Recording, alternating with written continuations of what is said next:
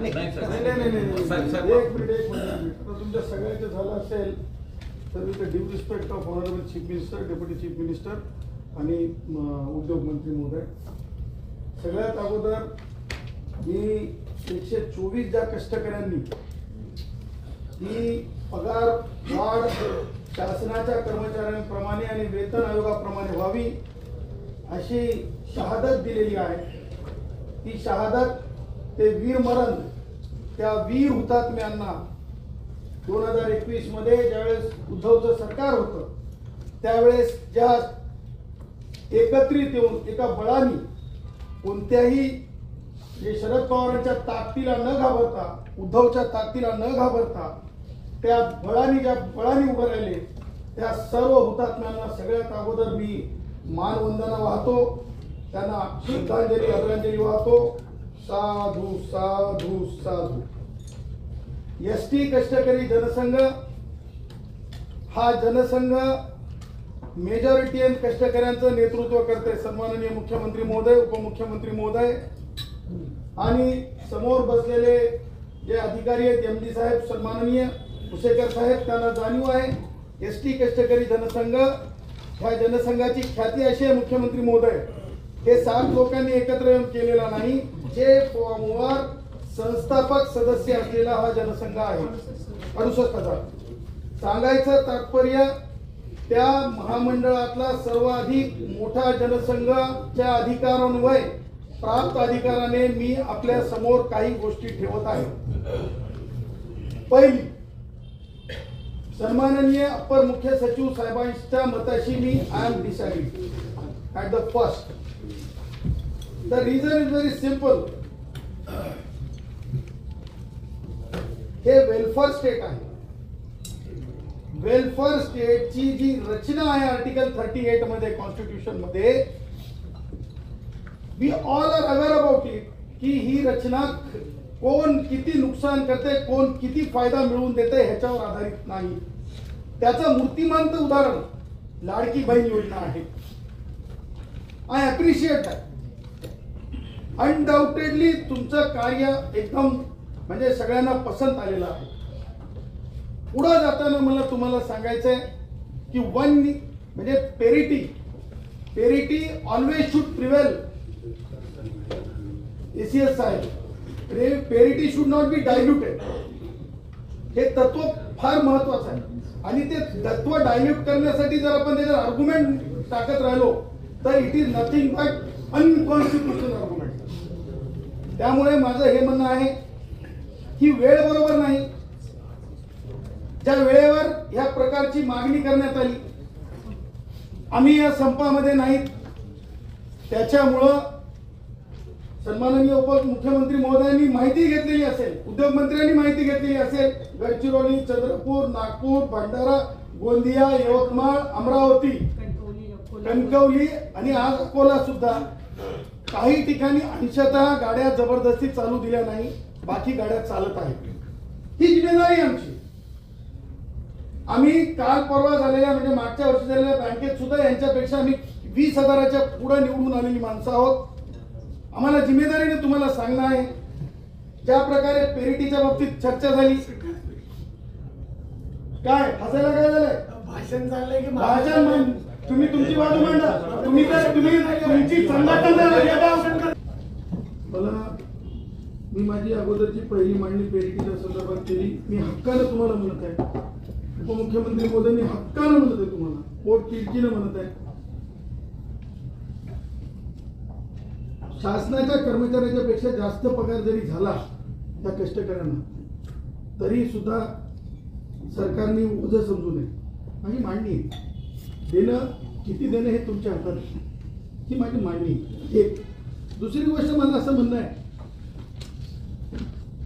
7वा वेतन आयोग ह्या गोष्टीला आहे ना मुख्यमंत्री महोदय, एक इतिहास आहे, एक संघर्ष आहे. प्रत्येक संघर्षाला एक यथोचित सन्मान मिळाला पाहिजे अशी ती भावना आहे. माझं असं म्हणणं आहे की आज जे तुम्ही तूर्त जे काही करणार आहात ते तुम्ही करा, परंतु 7वा वेतन आयोग ही बाब फरकासह येणाऱ्या काळात परत ज्यावेळेस तुम्ही सरकारमध्ये बसणार आहात त्यावेळेस त्या बाबीला परत जे आहे मागे पडता कामा नये, ही आमची भावना आहे, त्या संघर्ष आहे. त्याचबरोबर मला असं म्हणायचं आहे सगळ्यात अगोदर तर हे किती संवेदनशील सरकार आहे. ह्या सरकारचं कौतुक समोर आहे म्हणून करणं नाही. देवेंद्रजी, माननीय एका न्यायालयाने संपाला बेकायदेशीर ठरवल्याच्या नंतर जे हे संप वाढावा असं करत आहेत ती लोक मात्र 22 तारखेला जेव्हा संप नको म्हणलं त्याच न्यायालयाने त्यावेळेस स्वतःची सुटका करून घेतली, कारण कायदेशीर अडचणीत येऊ नये म्हणून. परंतु आमच्या कष्टकऱ्यांना मात्र देताना पत्र काय दिलं तर आम्ही पत्र दिलं की आम्ही धरणे धरणार आणि गणपती उत्सवाच्या अगोदर जे आहे संप पुकारण्यात आला. ही जी पद्धत आहे, हे जे मॉड्यूल आहे, हे मॉड्यूल जे आहे क्लीन नाही, या मॉड्यूलमध्ये क्लिअरिटी नाही. आणि म्हणून मला सगळ्यात अगोदर हे म्हणायचं आहे, तुमची संघटना माननीय उच्च न्यायालयाचे माननीय न्यायमूर्ती घुगे, माननीय उपमुख्यमंत्री महोदयांनी लक्षात घ्यावी बाब, स्पष्ट ऑब्झर्वेशन आहे की कोणत्याही याच्या म्हणजे पॉलिसी मॅटरवर बोलावू नये. एक 2 रिटायर्ड हर्ट लोक, रिटायर्ड हर्ट समजून घ्या साहेब, हे कोण आहे, ही माणसं कोण आहे, ही माझी थेट कष्टकरी नाही आहेत, नेतृत्व करतो आम्ही, त्याच्याशिवाय बसेस धावत नाही, ते थकलेत. तुम्हाला सांगतो परत ते रिटायर्ड आहेत, ते रिटायर्ड आहेत.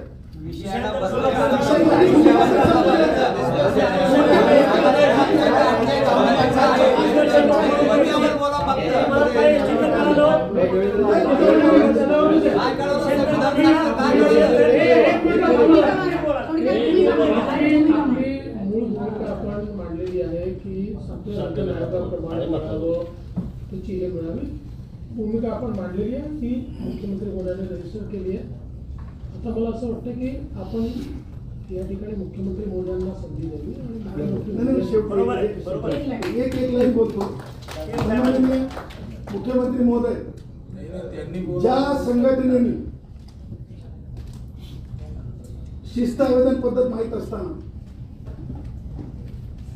लोकांना संपात ढकललं,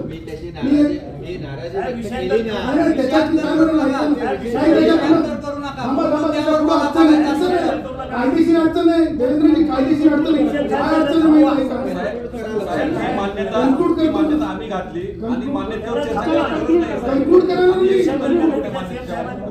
माझं कन्क्लुजन असं आहे की उद्या त्या लोकांना, माझे कष्टकरी आहेत, त्या लोकांना नोटिसेस जाऊ नये, त्या लोकांची शिस्त म्हणजे याच्याखाली डिसिप्लिनरी अथॉरिटीने कोणत्याही कारवाई करू नये, त्यांची चौकशी करू नये. That is my concern.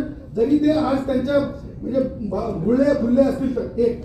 आणि मला दुसरं असं म्हणायचं आहे, जो मुद्दा तुम्ही आता म्हणजे मी राईटली DCM साहेबांनी ते घेतलाय आणि आपण हे नोंद केलेली आहे, भविष्यामध्ये त्या मुद्द्याला सोडणार नाही. पण त्यासोबत दुसरे 2 मुद्दे आहेत अत्यंत सगळ्यांच्या ड्रायव्हर साहेबांच्या, कंडक्टर साहेबांच्या हिताचे आणि आवश्यकतेचे. काय होते मुख्यमंत्री साहेब, तुम्ही 2000 लोकांना परत नोकरीत घेतलं, तुम्ही मुख्यमंत्री झाल्यानंतर तुम्हालाही माहिती नाही, लोक 5-5 लाख देत गेले, तुम्ही बिना पैशाचं घेतलं.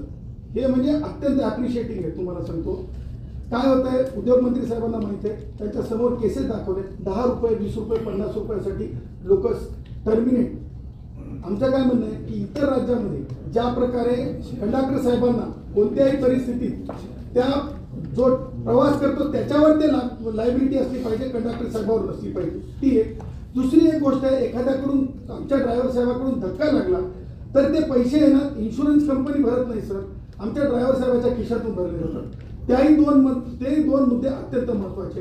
ह्या गोष्टींवर आपण विचार करावा आणि यांनी बिनशर्त संप मागे घ्यावा, हे माझं कन्क्लुजन आहे. आणि आपण ह्या पुढे सुद्धा ज्या प्रकारे आता तर म्हणजे तुम्ही DCMD साहेबांना सांगायला पाहिजे की आम्ही मेजॉरिटी आहोत साहेब, पण एकही मिटिंगला आपण बोलवलेलं नाही, त्याची दखल घ्यावी. आणि we are the majority 64,000. Sir 1 minute मला